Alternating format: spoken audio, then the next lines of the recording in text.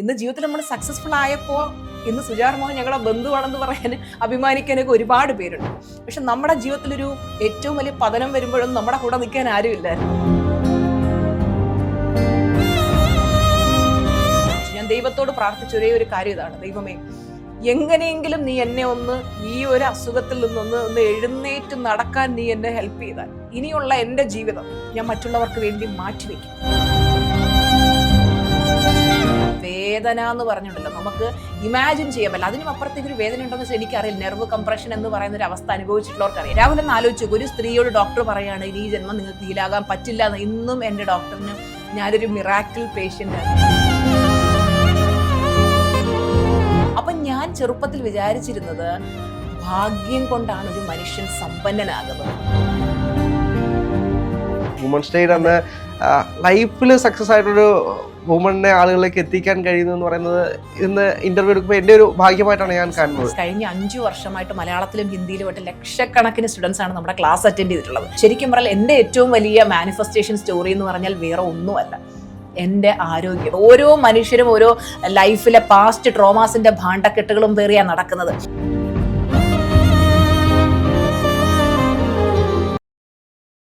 ഇന്ന് നമ്മളോടൊപ്പം പുതിയൊരു അതിഥിയാണുള്ളത്, സുജ ആർ മോഹൻ. നമസ്കാരം മാം. മാം മൈൻഡ് പവർ കോച്ചാണ്, അതേപോലെ തന്നെ സെലിബ്രിറ്റി കോച്ചാണ്, ബിസിനസ് കോച്ചാണ്. അപ്പോൾ എനിക്ക് തോന്നുന്നു മാമിൻ്റെ ലൈഫ് തന്നെ ഒരു ഇൻസ്പിറേഷണൽ സ്റ്റോറിയാണെന്ന് തോന്നുന്നു. കാരണം സാധാരണ ഒരു കുടുംബത്തിൽ നിന്ന് ഇന്നൊരു മൾട്ടി ലെവൽ ബിസിനസ് ചെയ്യുന്ന രീതിയിലേക്ക് ഒരു മില്യണർ എന്ന് തന്നെ വേണമെങ്കിൽ പറയാം. അതെ, മൾട്ടി മില്യണർ എന്ന് തന്നെ പറയാം. അപ്പോൾ ആ രീതിയിലേക്ക് വളർന്നു വന്നത് ഒരു ചെറിയൊരു കഥയായിരിക്കത്തില്ല, അതൊന്ന് ഷെയർ ചെയ്യാമോ? അതായത് എൻ്റെ അച്ഛനൊരു ഓട്ടോ ഡ്രൈവർ ആയിരുന്നു, അമ്മ തയ്യൽ തൊഴിലാളിയായിരുന്നു. അപ്പം ചെറുപ്പം മുതലേ വീട്ടിൽ പറഞ്ഞു കേട്ട് വന്നൊരു കാര്യം, മക്കളെ നമ്മൾ പാവപ്പെട്ടവരാ, വലുതൊന്നും സ്വപ്നം കാണല്ലേ, അതൊന്നും കൂട്ടിയാൽ കൂടത്തില്ല, നമ്മളെ കൊണ്ടൊന്നും പറ്റത്തില്ല, ഇത് തന്നെ നിരന്തരം കേട്ട് വന്ന്. അപ്പം ഞാൻ ചെറുപ്പത്തിൽ വിചാരിച്ചിരുന്നത് ഭാഗ്യം കൊണ്ടാണ് ഒരു മനുഷ്യൻ സമ്പന്നനാകുന്നത്. അപ്പോൾ ഭാഗ്യമുള്ളവർക്കേ സമ്പത്ത് നേടാൻ പറ്റൂ. അപ്പോൾ നമ്മുടെ മൈൻഡ് സെറ്റ് ആ ഒരു രീതിയിലാണ് രൂപപ്പെട്ട് വന്നത്. അതുകൊണ്ട് തന്നെ വലിയ സ്വപ്നങ്ങളൊന്നും ചിന്തിച്ചിട്ടില്ല.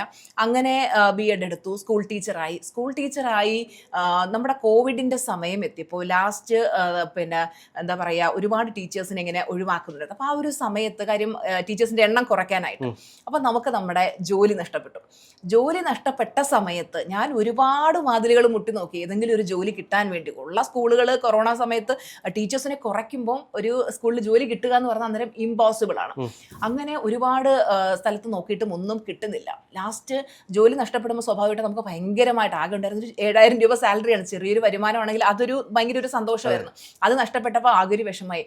ഇനി എന്തെങ്കിലും ചെയ്യണമല്ലോ, എന്നും ഇങ്ങനെ നമുക്ക് ഇരിക്കാൻ പറ്റില്ല. അപ്പോൾ എന്തെനിക്ക് ചെയ്യാൻ പറ്റും? അപ്പോൾ ജീവിതത്തിലുണ്ടായ ആ ഒരു വിഷമം, അപ്പോൾ ആ സമയത്താണ് വലിയൊരു ഹെൽത്ത് ഇഷ്യൂ വന്ന് നടുവിന് ഒരു പ്രോബ്ലം വന്നിട്ട് കട്ടിലും തളർന്നു കിടക്കുന്ന ഒരവസ്ഥ എനിക്ക് ഉണ്ടായിട്ടുണ്ട്. അപ്പോൾ ആ ഒരു സമയത്ത് കേരളത്തിലെ ഓൾമോസ്റ്റ് എല്ലാ ന്യൂറോ സർജൻസിനെയും കാണിച്ചു. എൻ്റെ MRI റിപ്പോർട്ട് നോക്കിയിട്ട് അവരെല്ലാവരും ഒരേ സ്വരത്തിൽ പറഞ്ഞത് ഇത് ഹീൽ ചെയ്യാൻ ബുദ്ധിമുട്ടാണ്. ലാസ്റ്റ് ഞാനൊരു ആയുർവേദ ഡോക്ടറിനെ കാണിച്ചു.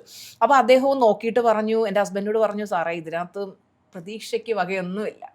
ഞാൻ പ്രാർത്ഥിച്ച് പോയത് ഇവിടെയെങ്കിലും എനിക്ക് ഒരു ഡോക്ടർ ഒന്ന് പറഞ്ഞ് അഡ്മിറ്റ് ആക്കിയെങ്കിൽ. ഡോക്ടർ പറഞ്ഞു പ്രതീക്ഷയ്ക്കും വകയൊന്നുമില്ല. പിന്നെ സാറൊരു കാര്യം ചെയ്യും. കാര്യം ആ സമയത്ത് എനിക്ക് അത്രയും നിൽക്കാൻ പോലും പറ്റാത്ത ഒരവസ്ഥയായിരുന്നു. ഞാനിങ്ങനെ ഒരു അരിവാൾ പോലെ വളഞ്ഞാണ് നടന്നുകൊണ്ടിരുന്നത്, എഴുന്നേറ്റ് നിൽക്കാൻ പോലും വയ്യാത്തൊരവസ്ഥ. അപ്പോൾ പിന്നെ ഡോക്ടർ പറഞ്ഞു, എൻ്റെ ആ ഒരു സങ്കടം കണ്ടിട്ട് പറഞ്ഞു, ഒരു കാര്യം ചെയ്യും സാറേ, സാറൊരു അത്ഭുതത്തിൽ വിശ്വസിക്കുന്നുണ്ടെങ്കിൽ ടീച്ചറിനെ അഡ്മിറ്റ് ചെയ്യുമെന്ന് പറഞ്ഞു. അപ്പോൾ ഹസ്ബൻഡ് എൻ്റെ അടുത്ത് ചോദിച്ചു എന്ത് വേണം? ഞാൻ പറഞ്ഞു ഞാൻ ആ മിറാക്കിളിൽ വിശ്വസിക്കുന്നു.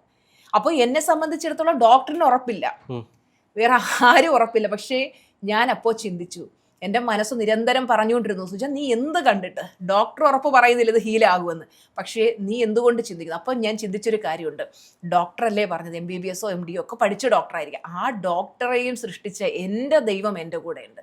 എൻ്റെ ദൈവം എൻ്റെ കൂടെ ഉണ്ടെങ്കിൽ ഞാൻ എഴുന്നേക്കും, ഞാൻ നടക്കും, ഞാൻ പരിപൂർണ്ണ ആരോഗ്യവതിയാവും. ശരിക്കും പറഞ്ഞാൽ വേദന എന്ന് പറഞ്ഞിട്ടുണ്ടല്ലോ, നമുക്ക് ഇമാജിൻ ചെയ്യാൻ പറ്റില്ല. അതിനും അപ്പുറത്തേക്ക് ഒരു വേദന ഉണ്ടോയെന്ന് വെച്ചാൽ എനിക്കറിയില്ല. നെർവ് കംപ്രഷൻ എന്ന് പറയുന്ന ഒരു അവസ്ഥ അനുഭവിച്ചിട്ടുള്ളവർക്കറിയാം. ആയുർവേദത്തിൽ നമുക്ക് വലിയ പെയിൻ കില്ലേഴ്സ് ഒന്നും തരത്തില്ല.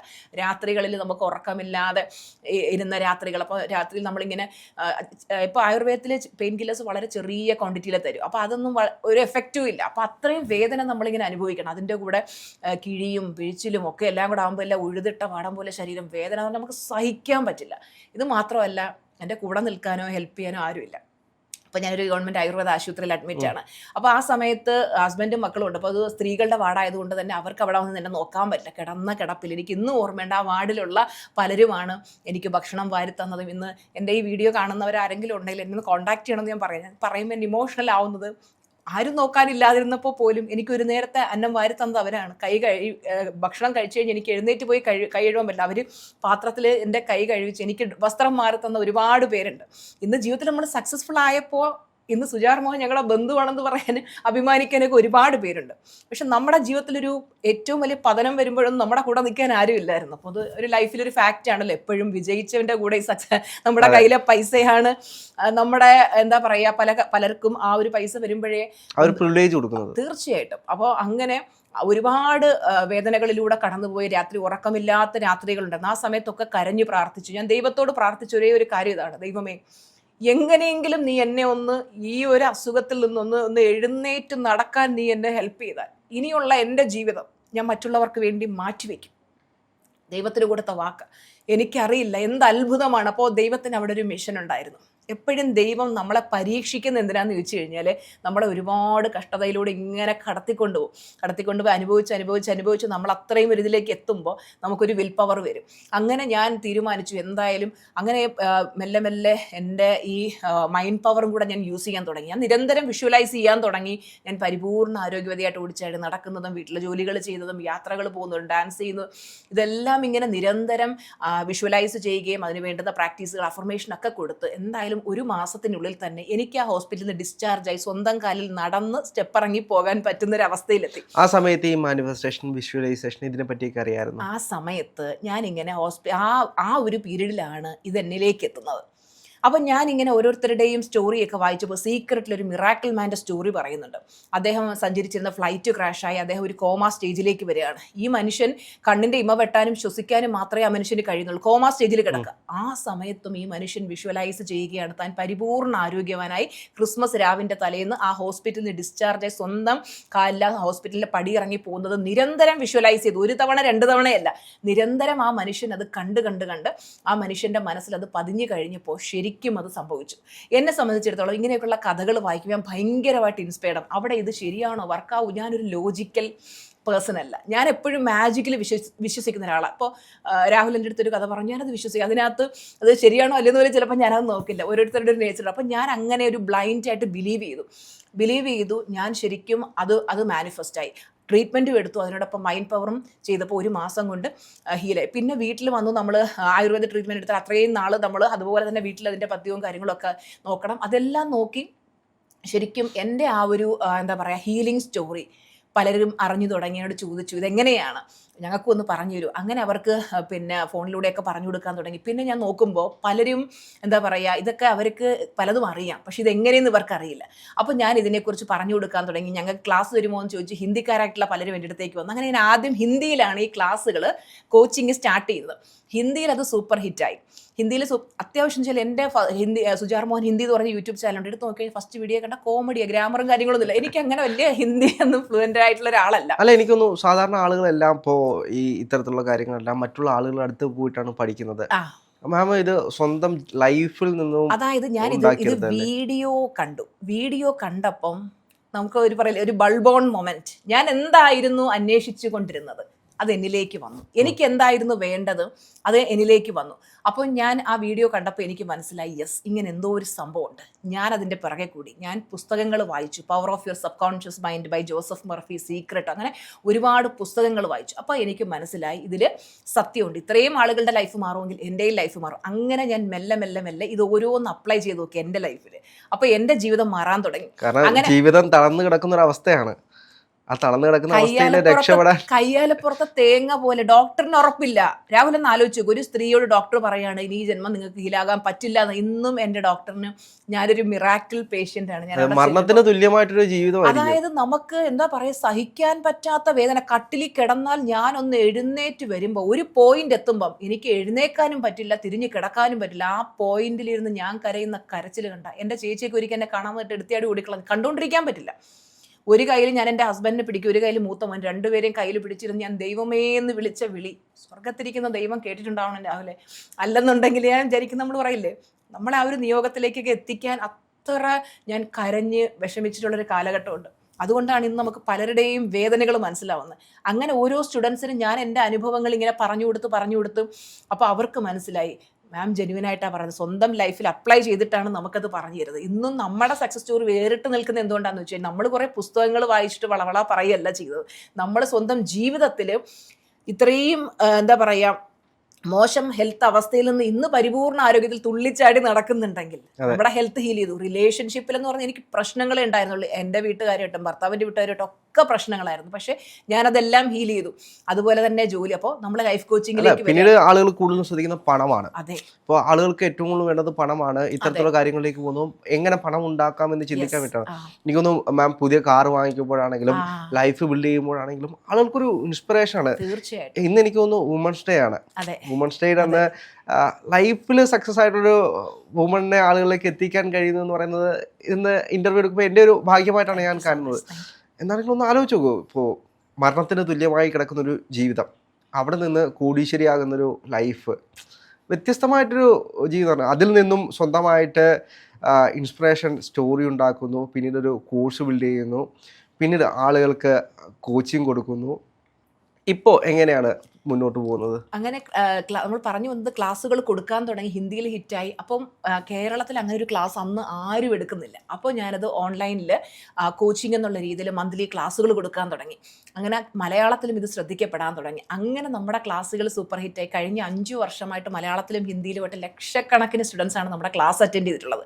അപ്പോൾ ക്ലാസ്സിൽ വരുന്നു, അത് പറഞ്ഞു കൊടുക്കുന്ന കാര്യങ്ങൾ കൃത്യമായിട്ട് പ്രാക്ടീസ് ചെയ്യുന്നവരുടെ ലൈഫ് മാറുന്നു. മൗത്ത് പബ്ലിസിറ്റിയിലൂടെയാണ് ഒരുപാട് സ്റ്റുഡൻസ് നമ്മളിലേക്ക് വരുന്നത്. അതായത് നമ്മുടെ ഒരു സ്റ്റുഡൻ്റ് ഉണ്ട്, പുള്ളിക്കാരി ഓരോ മാസവും 10-15 പേരെ പുള്ളിക്കാരി ബിസിനസ് ചെയ്യണം. അപ്പോൾ അവരുടെ ക്ലയൻസിൻ്റെ അടുത്ത് പറയും, ക്ലയൻസ് വന്ന് പ്രശ്നങ്ങൾ പറയുമ്പോൾ പറയും, ഇപ്പോൾ മാമിൻ്റെ ക്ലാസ് പോയി ജോയിൻ ചെയ്യും, നമ്മുടെ ക്ലാസ്സിൽ പോയി ജോയിൻ ചെയ്യും എന്ന് പറഞ്ഞിട്ട് ഇങ്ങനെ പറഞ്ഞു വിടുകയാണ്. അതുപോലെ ഓരോ ബിസിനസ് സ്ഥാപനങ്ങളും അവരുടെ പിന്നെ ഓഫീസിൽ വർക്ക് ചെയ്യുന്നവരെല്ലാം മസ്റ്റായിട്ട് ഡീസൻ്റ് ക്ലാസ് അറ്റൻഡ് ചെയ്തെങ്കിൽ അവർക്ക് അവിടെ കണ്ടിന്യൂ ചെയ്യാൻ പറ്റും. ആ അവസ്ഥയിൽ കാര്യം അതിൻ്റെ ഓണർ അറ്റൻഡ് ചെയ്ത് അവരുടെ ലൈഫ് മാറുമ്പോൾ പിന്നെ ഈ ബാക്കിയുള്ളവരൊക്കെ ഈ നെഗറ്റീവ് പറയുമ്പോഴത്തേക്ക് അവർക്ക് അവിടെ സ്വസ്ഥതയും സമാധാനമായിട്ട് ഇരിക്കാൻ പറ്റില്ല. അങ്ങനെ ഒരു ഗ്രൂപ്പ് ഓഫ് ആൾക്കാരെ നമ്മുടെ ക്ലാസ്സുകളിലേക്ക് കൊണ്ടുവന്ന് അങ്ങനെ അവർ കോച്ചിങ് കൊടുക്കുന്നുണ്ട്. അപ്പോൾ ഇതുപോലെ അങ്ങനെ ക്ലാസ്സുകൾ എടുത്തു, സ്റ്റുഡൻസിൻ്റെ റിസൾട്ട് വരാൻ തുടങ്ങി, മൗത്ത് പബ്ലിസിറ്റിയിലൂടെ അത് സ്പ്രെഡ് ആകാൻ തുടങ്ങി, വീഡിയോസിലൂടെ ഓരോരുത്തർക്കും അറ്റ്ലീസ്റ്റ് നമ്മുടെ വീഡിയോ എങ്കിലും കണ്ടിന്യൂസ് ആയിട്ട് കാണുന്നവർക്ക് അത്രയും പോസിറ്റിവിറ്റി കിട്ടുകയാണ്. അങ്ങനെ നമ്മൾ ഇന്ന് ഏറ്റവും ടോപ്പ് ലെവലിൽ നല്ല രീതിയിൽ സക്സസ്ഫുൾ ആയിട്ട് മുന്നോട്ട് പോകുന്നുണ്ട്. BMW X7 വരെയുള്ള കഥകളാണ് പലർക്കും അറിയുന്നത്. അതിനേക്കാൾ വലിയ മാനിഫെസ്റ്റേഷൻ ഓൺ ദ വേ ആണ്. അതൊന്നും നടന്നു കഴിഞ്ഞിട്ട് ഞാൻ ഷെയർ ചെയ്യാമെന്ന് വെച്ചിട്ടാണ്. ലൈഫിലെ ഏറ്റവും വലിയ സക്സസ് എന്താണ് ഈ നിമിഷം തോന്നുന്നത്? തീർച്ചയായിട്ടും ഏറ്റവും വലിയ സക്സസ് എന്ന് പറഞ്ഞാൽ പലരും ജീവിതത്തിലൊരു സാഹചര്യം വരുമ്പോൾ മനസ്സിനെ അങ്ങ് തളർത്തും. എന്നെ കൊണ്ടിനി പറ്റൂല, തീർന്നു എൻ്റെ ജീവിതം. രാഹുൽ എന്ന് ആലോചിച്ച് നോക്കുക, അന്ന് എല്ലാ ഡോക്ടേഴ്സും ഇത് വിധി എഴുതിയപ്പം ഇതാണ് എൻ്റെ ലൈഫ്, ദൈവം എനിക്ക് ഇതാ വിധിച്ചേക്കുന്നതെന്ന് സ്വയം വിധിയേയും പഴിച്ച് ഞാൻ കിടന്നിരുന്നെങ്കിൽ ഇന്ന് എൻ്റെ വീട്ടിലെ 4 ചുവരുകളും നോക്കി മുകളിൽ കറങ്ങുന്ന ഫാനും നോക്കി ഒരു റൂമിൽ ഞാനിങ്ങനെ കിടന്നേനെ. എൻ്റെ അവസ്ഥ എന്തായാലും, എൻ്റെ കുഞ്ഞുങ്ങളുടെ അവസ്ഥ എന്തായാലും, എൻ്റെ ഭർത്താവിൻ്റെ അവസ്ഥ എന്തായാലും. പക്ഷെ ഞാൻ അവിടെ ചിന്തിച്ചു, തളരാൻ പാടില്ല, എനിക്ക് എങ്ങനെയും എഴുന്നേൽക്കണം. അതിനെന്താ മാർഗം? ഇനി എനിക്ക് കൈപിടിക്കാൻ ദൈവം മാത്രമേ ഉള്ളൂ. ദൈവമേ എങ്ങനെയെങ്കിലും ഒന്ന് കരകയറാൻ സഹായിക്കും. ഞാൻ അതിനുവേണ്ടി ഞാൻ പറഞ്ഞില്ല, എൻ്റെ ജീവിതം ഞാൻ ഒഴിഞ്ഞു വെക്കാം എന്നുള്ള രീതിയിൽ ദൈവത്തോട് ഞാൻ പറഞ്ഞു. അപ്പോൾ ആ ഒരു എന്താ പറയുക, നമ്മുടെ മനസ്സിൻ്റെ ആ ഒരു അനന്തമായ ശക്തി, നമുക്ക് എപ്പോഴെങ്കിലും ഒരു മോശം സാഹചര്യം വരുമ്പോൾ നമ്മുടെ ഉള്ളിൽ കിടക്കുന്ന കഴിവുകളെല്ലാം നമുക്ക് പുറത്ത് വരും. എങ്ങനെയെങ്കിലും ആ സാഹചര്യത്തെ തരണം ചെയ്ത് പുറത്തേക്ക് വരണമെന്ന് ചിന്തിച്ചു. അങ്ങനെ ആ ഒരു ഹെൽത്ത് ഹീൽ ചെയ്തിട്ട് ശരിക്കും പറഞ്ഞാൽ എൻ്റെ ഏറ്റവും വലിയ മാനിഫെസ്റ്റേഷൻ സ്റ്റോറി എന്ന് പറഞ്ഞാൽ വേറെ ഒന്നുമല്ല, എൻ്റെ ആരോഗ്യം. അതാണ് എൻ്റെ ഏറ്റവും എപ്പോഴത്തെയും കാര്യം എന്ന് വെച്ച് കഴിഞ്ഞാൽ ഒന്ന് ആലോചിച്ച് നോക്കൂ, കട്ടിൽ തളർന്നു കിടക്കുന്ന ഒരു വ്യക്തി ഇന്ന് എഴുന്നേറ്റ് ഇപ്പോൾ 5 രാജ്യങ്ങൾ വിസിറ്റ് ചെയ്തു, അടുത്ത 6ാമത്തെ രാജ്യം ചൈന ഈ മാസം ലാസ്റ്റ് പോകാനിരിക്കുകയാണ്. അപ്പോൾ ഇതുപോലെ നമ്മൾ ഇൻ്റർനാഷണൽ ട്രിപ്പുകൾ പോകുന്നു. പലരും എന്താണെന്നറിയാമോ, ഒരാൾ സക്സസ്ഫുൾ ആയെന്ന് കേൾക്കുമ്പോൾ ഒരു BMW എടുത്ത് അതിനെയൊക്കെ ഒരു നെഗറ്റീവായിട്ട് കാണുന്നവരുണ്ട്. ഞാൻ ഒരിക്കലും ആരെയും നെഗറ്റീവായിട്ട് ലീഡ് ചെയ്തിട്ടല്ല സക്സസ് നേടിയത്. ഞാൻ എൻ്റെ മുന്നിൽ വരുന്നവർക്ക്, എൻ്റെ ക്ലാസ്സുകൾ അറ്റൻഡ് ചെയ്തിട്ടുള്ളവർക്കറിയാം, എല്ലാവരും പോസിറ്റീവ് ആയിരിക്കണം, അവരുടെ വീടുകൾ സ്വർഗ്ഗതുല്യമാകാൻ, അവർ ലൈഫിൽ രക്ഷപ്പെടാനുള്ള എല്ലാം പഠിപ്പിച്ചു കൊടുത്ത് അത്രയും പോസിറ്റീവായിട്ടുള്ള കാര്യങ്ങൾ ചെയ്തിട്ടാണ് നമ്മൾ സക്സസ്ഫുൾ ആവുന്നത്. ചിലർക്കൊക്കെ എന്ന് പറഞ്ഞാൽ BMW എടുക്കുമ്പോൾ അതിനെയൊക്കെ നെഗറ്റീവായിട്ട് ട്രോളിയൊക്കെ പലരും പറയുന്നത് കാണാറുണ്ട്. അതുകൊണ്ടാണ് ഞാൻ മറ്റൊരു കാര്യം ചോദിച്ചിട്ട്, ഇപ്പോൾ എപ്പോഴും പോസിറ്റീവായിട്ടിരിക്കാൻ ആളുകളെ സഹായിക്കുന്നു എന്ന് പറയുന്നത്, ഒരു സാധാരണ മനുഷ്യൻ എന്ന നിലയിൽ നമുക്ക് മുഴുവൻ സമയം പോസിറ്റീവായിട്ടിരിക്കാൻ കഴിയില്ല. നമ്മുടെ ചുറ്റുപാടാണെങ്കിലും നമ്മൾ കാണുന്ന വ്യക്തികളാണെങ്കിലും ഇതെല്ലാം നമ്മളെ ഇൻഫ്ലുവൻസ് ചെയ്യുന്നുണ്ട്. അപ്പോൾ നമ്മൾ എങ്ങനെ ഒരാൾക്ക് മുഴുവൻ സമയം പോസിറ്റീവായിട്ട് ഇരിക്കാൻ കഴിയും? അതാണ് നമ്മുടെ സിൽവർ ക്ലാസ്സിൽ ഞാൻ പഠിപ്പിക്കുന്നത്. എങ്ങനെ നമുക്ക് പോസിറ്റീവായിരിക്കാൻ പറ്റും. എത്ര സാഹചര്യങ്ങൾ മോശം, ഞാൻ രാഹുലിനോട് പറഞ്ഞില്ലേ, ആ ഹെൽത്ത് ഇഷ്യൂവിൻ്റെ സമയത്ത് എനിക്ക് എവിടെയായിരുന്നു ഒരു പോസിറ്റീവ് സാഹചര്യം? ആരും കൂടെ ഇല്ല, എൻ്റെ ഒരു മനുഷ്യനും കൈപിടിക്കാനില്ല.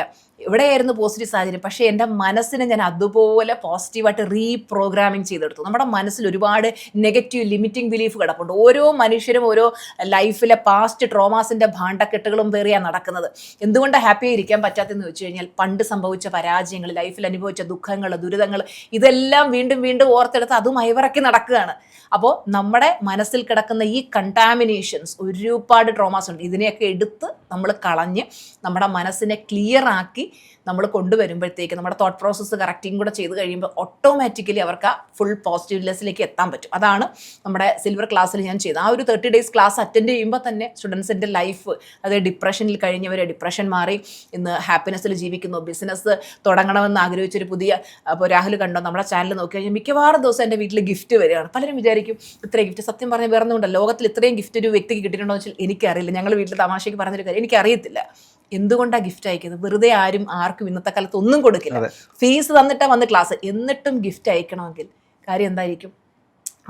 അവരുടെ ജീവിതത്തിൽ വന്ന മാറ്റം, അവരെ ചിലപ്പോൾ റിലേഷൻഷിപ്പിൽ പ്രശ്നം, വീട്ടിൽ ഭർത്താവും ഭാര്യയും തമ്മിൽ സന്തോഷമില്ലാത്ത അവസ്ഥ, പ്രശ്നങ്ങളായിരുന്നിടത്തുനിന്ന് ഇന്ന് സ്വർഗ്ഗതുല്യമായ ജീവിതം നയിക്കുന്നു. പരിപൂർണ്ണ ആരോഗ്യം നേടി, റിലേഷൻഷിപ്പ് പെർഫെക്റ്റ് ആക്കി, അവരുടെ ജോലി കിട്ടി, അല്ലെങ്കിൽ അവർക്ക് ബിസിനസ് വളരുന്നു. ആ ഒരു സക്സസ് എനിക്ക് തന്ന ടീച്ചറമ്മയ്ക്ക് എൻ്റെ വകയൊരു ഗിഫ്റ്റ്.